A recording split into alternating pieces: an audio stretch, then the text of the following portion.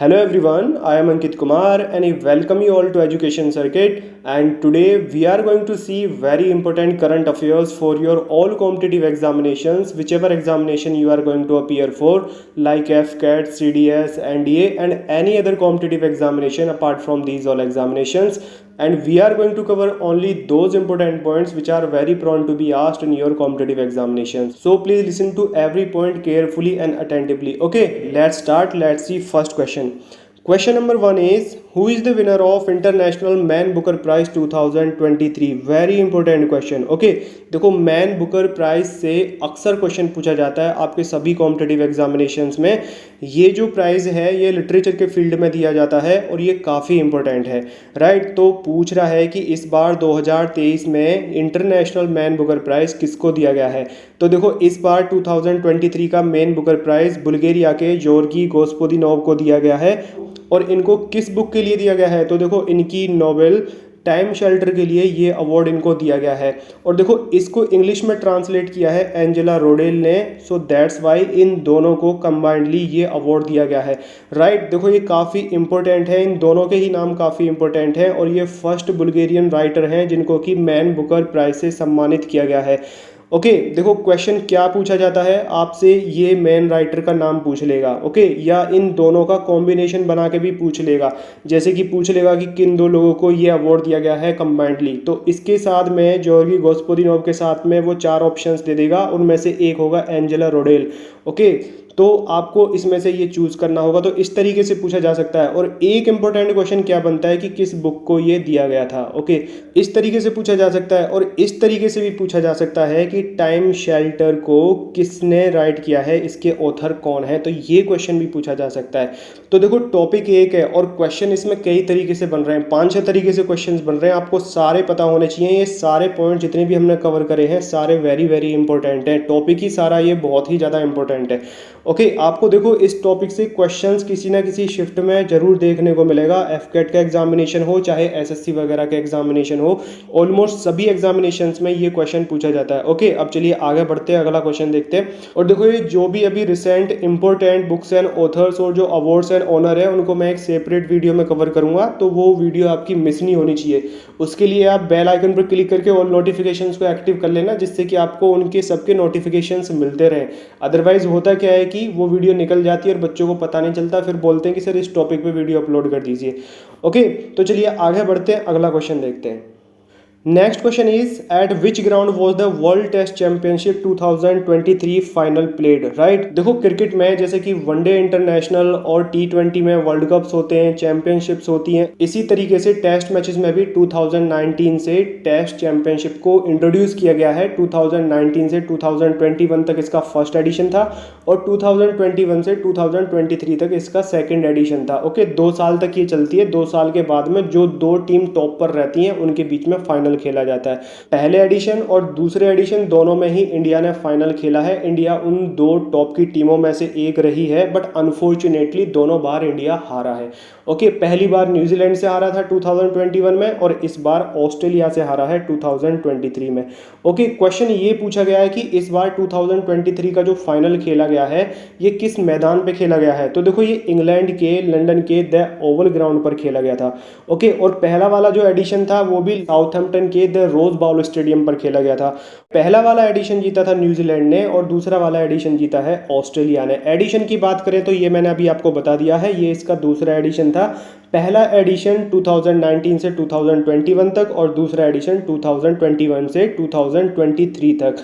ये देखो अभी हाल ही में जून में ही इसका फाइनल खेला गया है. पिछली बार भी ये जून में ही खेला गया था इसका फाइनल 2021 में, right. So that is why it becomes very very important for your examinations perspective. और यदि वो पूछ ले कि फाइनल में मैन ऑफ द मैच कौन रहे थे, तो ऑस्ट्रेलिया के left handed star batsman mister Travis head इसमें मैन ऑफ द मैच रहे थे. इन्होंने 163 रन्स की इनिंग्स खेली थी, अराउंड 174-175 बॉल्स में, जो कि टेस्ट क्रिकेट में बहुत ही तेज तर्रार पा रही है. और उसी की वजह से पूरे मैच का पासा पलट गया था. जो लीड मिली थी इंडिया उसको कवर नहीं कर पाया था और unfortunately we had to lose. Okay, और इसी के साथ ही ऑस्ट्रेलिया सभी फॉर्मेट में, क्रिकेट के सभी फॉर्मेट में चैंपियन बन गई है. ओके, तो देखो ये क्वेश्चन काफ़ी इंपॉर्टेंट है और ये आपको किसी ना किसी एग्जामिनेशन में ज़रूर देखने को मिलेगा, राइट। देखो यदि आपको ये इन्फॉर्मेशन अच्छी लग रही हो तो लाइक और शेयर जरूर करना। और देखो एफकेट एग्जामिनेशन के लिए मॉक टेस्ट एजुकेशन सर्किट के ऐप पर मैं जल्दी ही अपलोड कर दूंगा, तो वो मॉक टेस्ट आप जरूर लगाना। उससे क्या हुआ कि आपको अपने वीक पॉइंट पता चलेंगे और जो आप एग्जामिनेशन में गलतियां करते हो, जैसे कि कैलकुलेशन मिस्टेक हो गई, टाइम मैनेजमेंट नहीं है, पेपर छूट रहा है, ठीक है, किसी एक सेक्शन में हम टाइम दिए जा रहे हैं, लाइक मैथमेटिक्स में हम लगे पड़े हैं, बाकी का सेक्शन छूट गया, तो ये सारी गलतियां जितनी भी हैं ये सारी मॉक टेस्ट में पता चल जाती हैं, अपना स्टैंडर्ड पता चल जाता है, अपनी तैयारी पता चल जाती है। तो उससे क्या है कि हमारी आंखें पहले ही खुल जाती हैं और हम उन पर काम करके जाते हैं, जिससे कि हमारा मेन एग्जाम ना बिगड़े। ये जो मॉक टेस्ट होंगे ये फ्री ऑफ कॉस्ट होंगे और आप प्रैक्टिस करके जरूर जाना। ऐप और टेलीग्राम का लिंक नीचे डिस्क्रिप्शन बॉक्स में दिया हुआ है। ओके, चलिए आगे बढ़ते हैं, अगला क्वेश्चन देखते हैं। Next question is who has become the first IAF women officer to get gallantry award. Okay, gallantry award मतलब वीरता पुरस्कार। देखो वीरता पुरस्कार, गैलेंट्री अवार्ड्स आर्मी में तो खूब मिले हुए हैं और खूब मिलते रहते हैं, लेकिन नेवी और एयरफोर्स में कम ही है। ओके, तो देखो अभी हाल ही में एक वुमेन ऑफिसर, पहली वुमेन ऑफिसर है जिनको कि गैलेंट्री अवार्ड से सम्मानित किया गया है। तो क्योंकि ये पहली ऑफिसर है जिनको कि गैलेंट्री अवार्ड दिया जा रहा है एयरफोर्स में, that's why this question is very very important, right. देखो फोर्सेस में वुमेन से रिलेटेड जो भी पहली बार हो रहा है वो काफ़ी इंपॉर्टेंट है। जैसे कि पिछली बार क्वेश्चन पूछा गया कि राफेल को उड़ाने वाली पहली वुमेन फाइटर पायलट कौन बनी है, तो देखो इंडियन एयरफोर्स में पहली वुमेन ऑफिसर जिनको कि गैलेंट्री अवार्ड दिया गया है वो है राजस्थान की विंग कमांडर दीपिका मिश्रा, और ये एक हेलीकॉप्टर पायलट है और इनको वायुसेना मेडल गैलेंट्री अवार्ड से सम्मानित किया गया है। क्यों सम्मानित किया गया है इनको इस अवार्ड से, क्यों इनको ये अवार्ड दिया गया है, तो लास्ट ईयर मध्य प्रदेश और राजस्थान में हैवी फ्लड आई थी। और देखो जब फ्लड आती है तो हम किसको याद करते हैं, हम एयरफोर्स को याद करते हैं, एयरफोर्स को, आर्मी को, नेवी को, इन फोर्सेस को हम याद करते हैं, क्योंकि ऐसी डिजास्टर्स सिचुएशन में ये लोग ही मदद करते हैं और लोगों को रेस्क्यू करते हैं। अब देखो इसमें एयरप्लेन तो जाएगा नहीं, हेलीकॉप्टर का इस्तेमाल किया जाता है। जब लोग फंसे हुए होते हैं फ्लड में तो उनको हम लिफ्ट कर लेते हैं। तो क्योंकि ये एक हेलीकॉप्टर पायलट हैं तो इनके extraordinary piece of work और एक्सेप्शनल करेज के लिए इनको इस अवार्ड से सम्मानित किया गया है। इन्होंने अराउंड 47 पीपल की लाइफ सेव की थी। ओके, तो इनके ये एक्सेप्शनल पीस ऑफ वर्क के लिए इनको इस अवार्ड से सम्मानित किया गया है। And she becomes the first IAF women officer to get gallantry award and this question becomes very very important. देखो आपको ये पता होना चाहिए if you are going for defence examinations like AFCAT, CDS, NDA, तो आपके लिए बहुत इंपॉर्टेंट क्वेश्चन है। एयरफोर्स वालों के लिए तो और भी ज़्यादा इंपॉर्टेंट है। और यदि आप एसएसबी इंटरव्यू देने जा रहे हैं और यदि आप एयरफोर्स का एसएसबी इंटरव्यू देने जा रहे हैं तो बेटा this question is very very important. और यदि आप एक वुमेन कैंडिडेट हैं तो आपसे ये क्वेश्चन पूछे जाने के चांसेस बहुत ही हाई है। ठीक है, ये देखो क्वेश्चन, इस टाइप के क्वेश्चन अक्सर पूछे जाते हैं लड़कियों से पर्सनल इंटरव्यू में। और देखो यदि आपको इन्फॉर्मेशन अच्छी लग रही है तो लाइक और शेयर जरूर करते रहना। ओके, चलिए आगे बढ़ते हैं, अगला क्वेश्चन देखते हैं। Next question is nomadic elephant is a joint military exercise conducted between which countries. देखो नोमादिक एलिफेंट एक जॉइंट मिलिट्री एक्सरसाइज है और ये काफ़ी बार एग्जामिनेशन में पूछी जा चुकी है। नोमादिक एलिफेंट, इक्वेरिन, मालाबार, ये ऐसी एक्सरसाइजेज हैं कि ये काफ़ी इंपॉर्टेंट है। मालाबार तो बहुत ही ज़्यादा इंपॉर्टेंट है और इनसे अक्सर क्वेश्चन पूछा जाता है एग्जामिनेशंस में। मालाबार से तो कई बार पूछा जा चुका है, नोमादिक से भी कई बार पूछा जा चुका है और इक्वेरिन भी कई बार पूछी जा चुकी है आपके एग्जामिनेशंस में, राइट। तो देखो नोमादिक एलिफेंट दो कंट्रीज के बीच में होने वाली एक जॉइंट मिलिट्री एक्सरसाइज है। पहली तो है इंडिया और दूसरी क्या है, वो है क्वेश्चन। तो इस एक्सरसाइज में पार्टिसिपेट करने वाली दूसरी कंट्री क्या है, वो है मंगोलिया। तो नोमादिक एलिफेंट इंडिया और मंगोलिया के बीच में होने वाली जॉइंट मिलिट्री एक्सरसाइज है और इस बार 2023 में इसका 15th एडिशन हो रहा है, जो कि जुलाई में ही होगा। जुलाई में ही ये 15-16 दिन की काफ़ी लंबी जॉइंट मिलिट्री एक्सरसाइज है। और ये कहाँ पर कंडक्ट कराई जाएगी, इसका वेन्यू क्या होगा, ये मंगोलिया की कैपिटल उलान बाटर होगा। ठीक है, तो मंगोलिया की कैपिटल क्या है, उलान बाटर, आप सब लोगों को पता होगा। इंडिया की तरफ से कौन सी यूनिट इसमें पार्टिसिपेट करेगी, तो जे.एंड.के लाइट इन्फेंट्री इसमें पार्टिसिपेट करेगी, राइट। देखो किसी भी जॉइंट मिलिट्री एक्सरसाइज से रिलेटेड 3-4 पॉइंट्स इंपॉर्टेंट होते हैं। एक तो क्वेश्चन कैसे पूछेगा, एक्सरसाइज का नाम दे देगा, पूछ लेगा किन कंट्रीज के बीच में ये कंडक्ट कराई जाती है। दूसरा क्या होगा कि कंट्रीज का नाम दे देगा, पूछ लेगा कि कौन सी एक्सरसाइज इन दो कंट्रीज के बीच में कंडक्ट कराई जाती है। और क्या पूछेगा, एडिशन पूछ लेगा कि भाई कौन सा एडिशन था। और क्या पूछेगा, उसका वेन्यू पूछ लेगा, राइट। ये भी पूछ लेगा कि भाई कौन सी टुकड़ी ने उसमें पार्टिसिपेट किया था। और देखो जो भी हमारे फाइटर प्लेन या और जो हमारे प्लेन्स हैं या हेलीकॉप्टर्स हैं जो उसमें पार्टिसिपेट कर रहे हैं, तो ये काफ़ी इंपॉर्टेंट बन जाते हैं एग्जामिनेशन पर्सपेक्टिव से। इनसे एग्जाम में क्वेश्चन पूछा जाता है, जैसे कि पिच ब्लैक में इंडियन एयरफोर्स ने पार्टिसिपेट किया था। क्वेश्चन बनता है कि भाई इंडिया की तरफ से कौन कौन से फाइटर एयरक्राफ्ट में उसमें पार्टिसिपेट किया था, राइट। नेवी की कोई एक्सरसाइज है तो भाई कौन सी सबमरीन थी या कौन सा कॉर्वेट था जिसने उसमें पार्टिसिपेट किया था। तो देखो ये भी पता होने चाहिए। आजकल क्या है कि बात यहीं पे ख़त्म नहीं हो जा रही है कि भाई किस कंट्री के बीच में इसको कंडक्ट कराया गया है।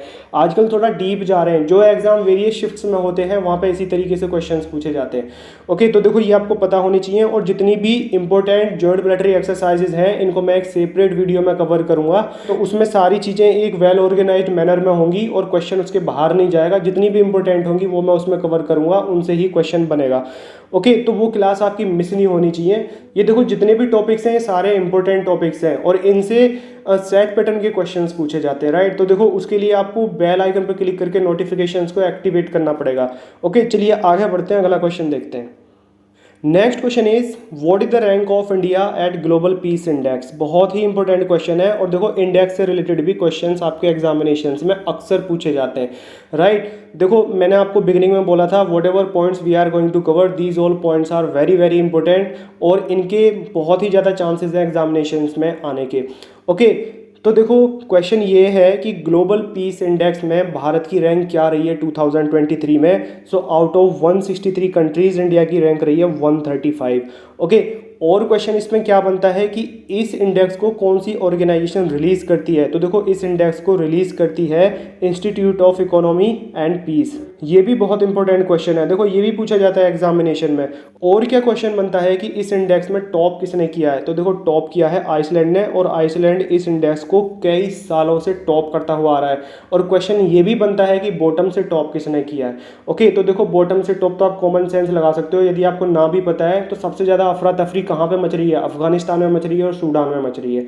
ठीक है, पिछली बार तो अफगानिस्तान ने टॉप किया था। तो आप कॉमन सेंस भी लगा सकते हो यदि आपको नहीं पता है एग्जैक्ट आंसर। तो देखो कोई भी इंडेक्स होती है उससे रिलेटेड 3-4 क्वेश्चंस बहुत इंपॉर्टेंट बनते हैं। एक तो आपसे पूछ लेगा कि रैंक क्या रही है इंडिया की और पूछ लेगा कौन सी ऑर्गेनाइजेशन इसको रिलीज करती है और टॉप किसने किया है और नीचे से टॉप किसने किया है। ये 4 क्वेश्चन आपको जरूर पता होने चाहिए, राइट। अब देखो इनको याद कैसे करेंगे। देखो पीस की बात हो रही है, ग्लोबल पीस। तो देखो जिस कंट्री में पॉपुलेशन और करप्शन ज़्यादा होगा तो वहाँ पे अनएम्प्लॉयमेंट भी ज़्यादा रहेगा और जहाँ पर ये 3-4 चीज़ें रहेंगी वहाँ पर पब्लिक परेशान ही रहेगी, वहाँ पर खुशहाली नहीं हो सकती है। और हम इस चीज़ में बहुत आगे हैं, तो आप अपना कॉमन सेंस भी लगा सकते हो कि भाई हम टॉप में तो रहने वाले हैं नहीं कि भाई टॉप 40 में टॉप 50 में, पीछे से ही टॉप करेंगे हम, पीछे के टॉप 30 में टॉप 50 में, इस तरीके से, राइट। तो देखो हम पीछे से ही आएंगे, ये कॉमन सेंस वाली बात है। तो 163 कंट्रीज़ की बात हो रही है तो हम इसके ही आसपास होंगे। तो देखो 135 ये हमारी रैंक है। यदि ऑप्शन में है जैसे कि 21 हो गया, 45 हो गया, 87 हो गया, 135 हो गया, तो देखो ये तो आप कॉमन सेंस भी लगा सकते हो। हमारी कंट्री में खूब अफरा तफरी मचती है, खूब पॉपुलेशन है, खूब करप्शन है, खूब दबा के अनएम्प्लॉयमेंट है, खूब दिक्कतें हैं, तो खुशहाली तो रहेगी नहीं। तो हम पीछे से ही इसके आसपास में होंगे।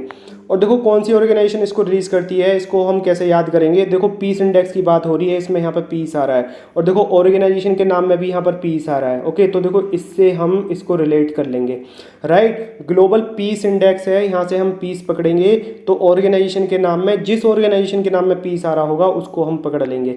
तो देखो ग्लोबल पीस इंडेक्स को कौन सी ऑर्गेनाइजेशन रिलीज करती है, Institute of Economy and Peace इसको रिलीज करती है। और देखो टॉप किसने किया है, इसको कैसे याद करेंगे। तो देखो टॉप किसने किया है, आइसलैंड ने किया है। आइसलैंड में क्या है, देखो आइस है। आइस में क्या होता है कि सब चीज़ जमी हुई है, एक जगह पर स्टैटिक है, फिक्स है। ओके, और देखो जो चीज़ एक जगह पर फिक्स है वो क्यों है फिक्स, जब देखो आदमी के पास में सब कुछ है, अच्छा वो कमा रहा है, अच्छा खा रहा है, अच्छा पहन रहा है, अच्छा उसके पास में घर मकान है, राइट। तो उसको कहीं पे भी अफरा तफरी मचाने के लिए ज़रूरत नहीं है, वो खुशहाली से रह रहा है, एक जगह पर स्टैटिक रहेगा।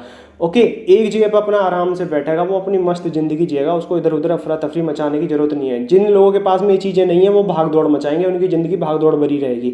तो देखो जिन लोगों की ज़िंदगी भाग दौड़ भरी रहेगी वो तो स्टेबल रहेंगे नहीं, वो तो स्टैटिक रहेंगे नहीं। आइस में देखो क्या है, सब चीज़, सारे पार्टिकल्स एक जगह पर स्टैटिक हैं। ओके, तो देखो आप इसको इस तरीके से रिलेट कर सकते हो कि यहाँ पे स्टैटिक क्यों है, सब लोग एक जगह पे स्टेबल क्यों है, क्योंकि सब लोग पीसफुल वे में रह रहे हैं। पीसफुल वे में क्यों रह रहे हैं, क्योंकि उनके पास में सब कुछ टाइम से मिल जा रहा है। तो देखो आप इसको इस तरीके से याद कर सकते हैं और पिछले कई सालों से आइसलैंड ही इसको टॉप करता हुआ आ रहा है। ओके, यदि आपको ये करंट अफेयर्स अच्छी लगी हो तो लाइक और शेयर जरूर करना और कमेंट बॉक्स में लिख के जरूर बताना कि आपको ये कैसी लगी, क्योंकि आपके नंबर ऑफ लाइक से ही हमको ये पता चलता है कि दिस कंटेंट इज यूजफुल और नॉट। ओके, आगे आने वाली क्लासेस में हम इसी टाइप की इंपॉर्टेंट करंट अफेयर्स कवर करेंगे, राइट। और मैं आपको इतना विश्वास दिलाता हूँ कि ये जो भी हमने अभी तक पॉइंट्स कवर करे हैं आपको इनसे आपके एग्जामिनेशन में क्वेश्चन जरूर देखने को मिलेंगे। तो चलिए पढ़ाई करते रहिए, आगे आने वाली कोई भी क्लास मिस नहीं होनी चाहिए। Give your best, show your best version. Okay, अपना मैक्सिमम दीजिए and all the very best for your written examination, then for your SSB interview, and that's all for today in this class. Bye for now.